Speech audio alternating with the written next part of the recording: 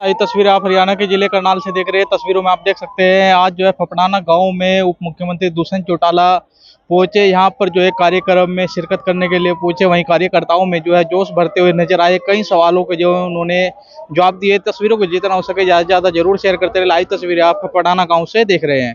Live तस्वीरें देख रहे हैं आप।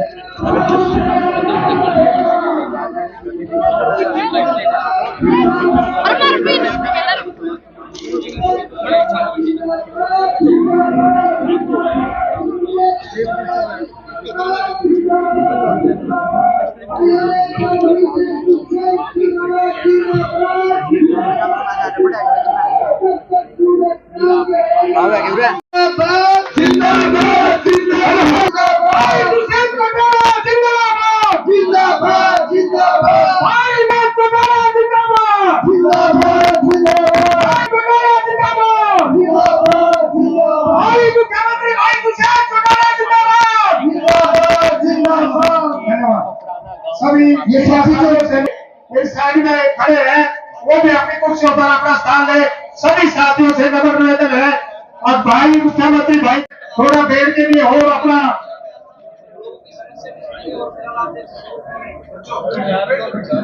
समय दिया। आप सभी का धन्यवाद। अब चुनावी समय चल चुका है। आप सभी से यही बात कहना चाहूंगा अपना। मैं पहले तो सारी असल की टीम का आभार व्यक्त करूंगा कि आज यहाँ सभी कार्यकर्ताओं की बैठक बुलाई।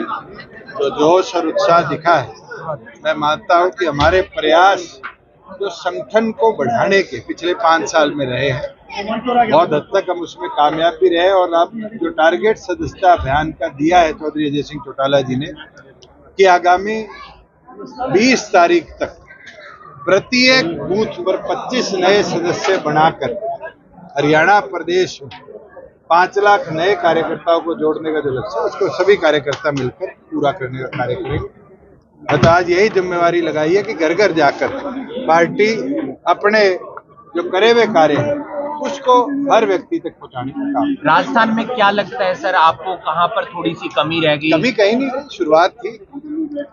आप भी देखते हो पौधा कोई लगता है तो बीज उससे लगता है और फिर वो पेड़ का स्वरूप लेता है। पहले दिन तो पेड़ नहीं बनता। हमारे साथ 12 साल पुरानी पार्टी जो राष्ट्रीय पार्टी बन चुकी है, 2 प्रदेशों में उनके मुख्यमंत्री। आम आदमी पार्टी 88 सीट पे लगी, एक पे भी जमानत नहीं बचा पे। हम तो 19 सीट पे लगे और आज 1 सीट पे हमारा डिपॉजिट तो बचा। 26,000 वोट आए और मैं मानता हूं कि 60,000 वोट में आज हम 6,000 नए कार्यकर्ता तो राजस्थान में पैदा करके आए, जो कार्यकर्ता मिलकर पार्टी संगठन के विस्तार में आगे काम करें। गठबंधन किस तरीके से रहने वाला है सर? कोई आपको आज टूटता दिख रहा है? नहीं। आप तो ये सवाल जिस दिन मैंने शपथ ली थी और मैं दिवाली वाले दिन सिरसा घर गया था उस दिन से पूछ रहे हो। राय लेते रहना चाहिए सर। जिस दिन टूटेगा आपको भी नहीं पता चलेगा। पर मैं आज ये चीज कह सकता हूँ कि हमने 4.25 साल बड़ी निष्ठा के साथ, मेहनत के साथ प्रदेश के हित में स्थायी सरकार के साथ प्रदेश को आगे ले जाया जाए, इसके ऊपर काम किया और हम कामयाब रहे हैं। आज हमारी जीएसटी की ग्रोथ जो है 44% की है, देश में सबसे अधिक। ये इसलिए है कि प्रोग्रेसिव सोच के साथ दोनों पार्टियां काम। भूपेंद्र सिंह हुड्डा अपने आप को कांग्रेस का प्रबल दावेदार मानते हैं सर मुख्यमंत्री पद का? लगाएगा तो क्या आने वाले इसका राजनीतिक? नहीं, मैं ये बोलता हूँ कि सरदार प्रकाश सिंह बादल जी ने चौधरी देवीलाल जी का स्टैचू स्थापित देश में पहली बार अगर कहीं किया था तो पंजाब बॉर्डर पर किलियावाली।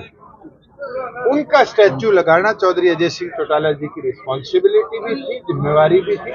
और मुझे लगता है कि परिवार के बड़े होने के नाते भी चौधरी अजय सिंह चौटाला जी ने अपनी जिम्मेवारी निभाई।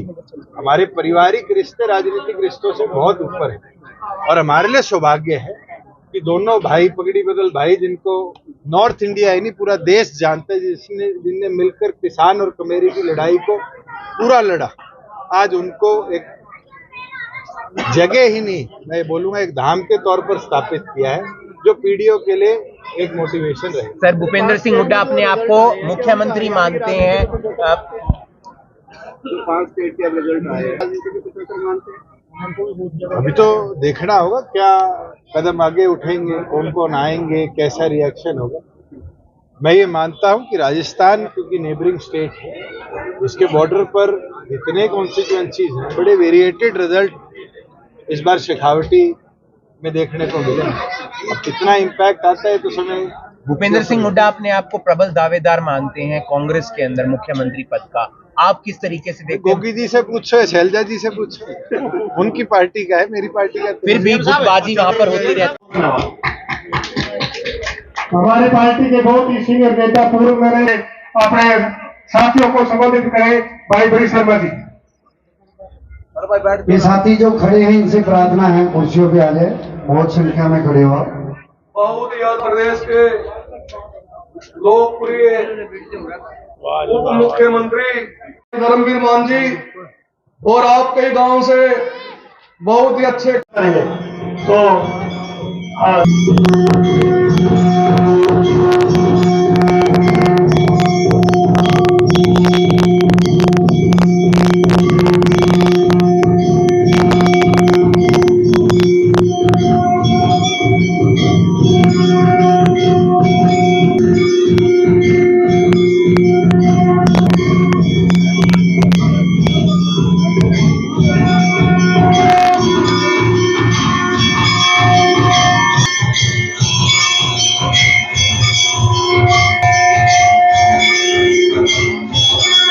बीच में पार्टी के राष्ट्रीय महासचिव ब्रिज शर्मा जी, जिला के अध्यक्ष गुरुदेव रंबा जी, माइनॉरिटी सेल के हमारे से धन्यवादी हूँ, आभारी। बुजुर्ग युवा साथियों, ये भी सौभाग्य है कि पार्टी को बड़े कल पूरे 5 साल हो, और इस 5 साल के सफर में आप जैसे मेहनती कार्यकर्ताओं के, चौधरी देवीलाल जी के भक्तों की बदौलत पार्टी संगठन का ग्राफ दिन प्रतिदिन बढ़ा नहीं, बहुत ज्यादा मजबूत।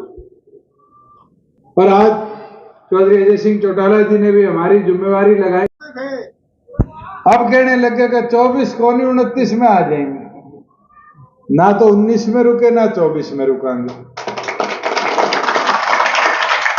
और इस 24 के रण को जीतने के लिए सबसे पहले ये सीटें जीतनी पड़ेगी, जिन सीटों पे लोग ये बात कहते रह गए कि ये चुनाव नहीं अगला सही।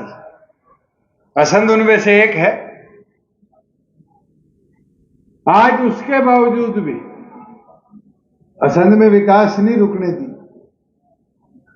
प्रगति नहीं रुकने दी, निरंतर कार्यकर्ताओं के कार्यों को प्राथमिकता देकर आगे बढ़ाए।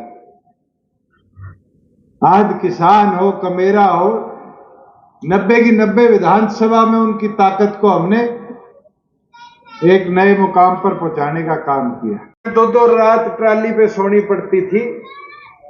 क्या आपकी पार्टी राज में आई, ये व्यवस्था बदली नहीं? आज तो जाते हो मंडी में 2 घंटे में ट्राली खाली करके घर वापिस आ जाते हैं। सतीश खुद आड़ती है, ये बड़े नाराज हुए, इनने मेरे बड़े पीपे पीटे। क्या जी किसान को पैसे सीधे दे दोगे, मारे जाएंगे। क्या मरा? आज एक आड़ती कमजोर नहीं हुआ, मगर एक ताकत किसान की बढ़ गई। जो पैसा मैं आड़ती को देता था, और आड़ती भी कितने महीनों में वापिस करते थे पूरा? कितना? देखो पीछे वाले सतीश नहीं बता रहा। 2 महीने से पहले पूरा पैसा किसी किसान का आता था, मगर आज 2 दिन के अंदर किसान के खाते में कैसे बजती है टड़ंग, और पैसे आ जाते हैं। ये व्यवस्था कैसे बन पाई? ये व्यवस्था ऐसे बन पाई क्योंकि राज्य में आपकी हिस्सेदारी थी। पहले फर्द निकलानी होती थी, पटवारी जी को ढूंढते हुए थक जाता था किसान, 1 दिन 2 दिन पटवारी जी को टो, और कोई बड़ा अधिकारी राउंड पे होता था तो सर्कल में ही पटवारी मिलता था। आज फर्द निकालनी है, गांव के कंप्यूटर सेंटर में जाओ, 20 रुपए दो, साथ के साथ फर्द निकलती है नहीं निकलती। बुढ़ापा पेंशन है, कांग्रेसी कहते हैं जी बहुतों की काट दी। अरे बड़े मानसो, ये तो बता दो कितनों की बन गई। पहले बूढ़ा 60 साल का होता था, एसडीएम के दफ्तर जाता था, कागज लेके आता था, फोटो चिपकाओ, हस्ताक्षर करो, 100 काम थे, और फिर भी एक आदि मेरे वर्गे की सिफारिश ना हो तो 2-3 महीने चक्कर काटे जब बुढ़ापा पेंशन बनती। आज तो 60 साल का हो जाता है, परिवार पहचान पत्र में सीएचसी सेंटर में जाके अपना प्रिंट आउट ले आता है। पीला राशन कार्ड है, गांव में तो सबसे गरीब आदमी की जरूरत पीला राशन कार्ड थी। 1,20,000 देश में बीपीएल की लिमिट है। सिर्फ आपके राज्य में हिस्सेदारी होने के कारण हरियाणा में 1,80,000 पहुंचाई है। और पीला राशन कार्ड के लिए अब सिफारिश की जरूरत नहीं, फॉर्म भरने की जरूरत नहीं। जिसका परिवार पहचान पत्र 1,80,000 वेरीफाइड है, गांव के सीएचसी सेंटर से गदड़ पीला राशन कार्ड कटवा लेता है। करवा के भी सेक्रेटरी केडीबी को जो बैलेंस वर्क के काम है वो भिजवाओ। तीर्थों का विकास केडीबी के माध्यम से हमारी प्राथमिकता, और लास्ट बोर्ड मीटिंग में भी 280 करोड़ के विकास कार्यों को हमने अलग अलग जो गांव में तीर्थ बने हुए हैं उनकी मंजूरी देने का काम किया था। एक प्रश्न हो गया हल्के की तरफ से, हमारे यहाँ तहसीलदार यहाँ रेगुलर तहसीलदार की ड्यूटी रहे, क्योंकि पूरे जिले के लेवल रिटायर हो गया सतीश, बता रहे नया भेज देंगे, ना चिंता कर, तूने बता दिया आज बात, तहसीलदार रेगुलर लगा दूंगा। और एसडीएम साहब डीसी साहब को बोलो कि करनाल वाले को छोड़ के, करनाल में आपके वर्कलोड ज्यादा है, दरोगा और नीलो खेड़ी के दोनों की ड्यूटी लगाए कि एटलीस्ट 2 दिन इमीडिएटली यहाँ पर स्टेशन। दूसरी चीज, गांव में सीएचसी सेंटर के रिवीजन की बात है। मैं हेल्थ डिपार्टमेंट को भी आदेश दे दूंगा कि अगर पहले सीएचसी था तो उसकी कोई रिपेयर होनी है तो एडीसी की कमेटी इसका इमीडिएट रिपेयर भी उठाने का काम करे। जहां आपके फपड़ाना के अंदर ई लाइब्रेरी की बिल्डिंग की बात, जितनी जल्दी कम्युनिटी सेंटर, ग्राम सचिवालय और ई लाइब्रेरी का रेजोल्यूशन पंचायत, ग्राम सभा का भी और ग्राम पंचायत का भी डाल के दे देगी, उतनी जल्दी इनके एस्टिमेट्स के फिजिबिलिटी के साथ सरकार इसकी मंजूरी देने का काम करेगी। जहां खेतों की प्लाटी पक्की करने की बात है, मैं एक चीज जरूर बोल सकता हूं, अपने इस इलाके में सारी प्लाटियां एक दिन में तो पक्की नहीं होती, क्योंकि जिसका ट्यूबवेल अच्छा है उसने तो सोच लिया ट्यूबवेल पे रह लेके मकान बना लेता है। और परिवार इतने बड़े हो रहे, गांव में जगह छोटी रहेगी तो सब बड़ी बड़ी कोठियां भी, और आधे एनआरआई हो गए, उनके पीछे भी डॉलरों में आते नहीं आते। मगर ये है कि जनवरी के महीने में हम खेत कल्याण योजना का दूसरा भाग लेके आने वाले हैं। तो जिन जिन के एस्टिमेट्स हमारे पास प्राथमिक तौर पे बैठ जाएंगे, उन सबको पहली बार में हम मंजूरी देने का काम करेंगे। और साथ के साथ जो बची है, क्योंकि ये तो एक ऐसी चीज है, आज एक ने मकान डाला, उसकी सड़क पक्की, उसने देखा राज्य में सड़क पक्की होगी, दूसरा कहता मैं भी कोठी बना लेता हूं। और ये भी डर मुझे लगने लग गया कि आने वाले समय में गांव में कम और खेतों में लोग डेरे बना के ज्यादा रुका करेंगे। जलंधर की तरह ना हो जाए पड़ा कुरुक्षेत्र, करनाल, कैथल का इलाका, जिसमें एनआरआई इतनी बड़े बड़े कोठियां बना के छोड़ गए कि आज कोठियां ज्यादा है, लोग कम है गांव के अंदर। मैं तो ये भी आग्रह करूंगा युवा साथियों से, भारत में 4 साल पढ़ के आया हूं, धक्के वहां भी इतने ही खाने पड़ेंगे, अपने यहाँ खा लो, अच्छी नौकरी भी मिलेगी, ज्यादा वेतन भी मिलेगा। अभी मैं एक शादी में रुकता है, कोई कनाडा, कोई स्पेन, कोई इंग्लैंड, कोई ऑस्ट्रेलिया, सारी बारात एनआरआई की थी। मगर उनसे पूछा क्या करते हो, कहते जी फूल बेचता हूं। बड़ा दुखी होना पड़ता है। ये नहीं कि वहां जाते ही डॉलर मिलेंगे गदा के। तो थोड़ा सोचो अपने देश के लिए भी, अपने इलाके के लिए भी। अवसर यहाँ भी है। यहाँ गाड़ी धोने से ये लगता है कि मैं चौधरी का छोरा हूँ, गाड़ी धो दूंगा तो यूं दिखूंगा कमजोर है। और वहां 6 दिन बिना नहाए ट्रक चलाते हैं। परिस्थितियां उनकी भी कोई अच्छी नहीं। मेरे 4 साल कईयों से मिले हुए देखे हुए हैं। मैं तो आपसे प्रार्थना करूंगा कि उनको भी समझाने का काम करो। इस प्रदेश के अवसरों को अपनाएं। इस प्रदेश में बहुत मौके, इस प्रदेश की तरक्की को इतना बड़ा ले आए कि आज 34,000 करोड़ से 2,000 करोड़ तो पिछले महीनों में हमारे पास और नया निवेश है। 36,000 करोड़ हो गया। और मेरा टारगेट है कि अप्रैल में जब फाइनेंशियल ईयर खत्म होगा, इसको 42,000 करोड़ की निवेश तक हम ले जाने का काम कर पाएंगे। उद्योग आने लगे, अवसर आने लगे, मगर आपका साथ दिए कि इस तरक्की प्रगति में मिलकर आगे बढ़ने का काम करें। फपड़ाना आने पर पटवाल साहब और आज के इस प्रोग्राम के आयोजक भाई सतीश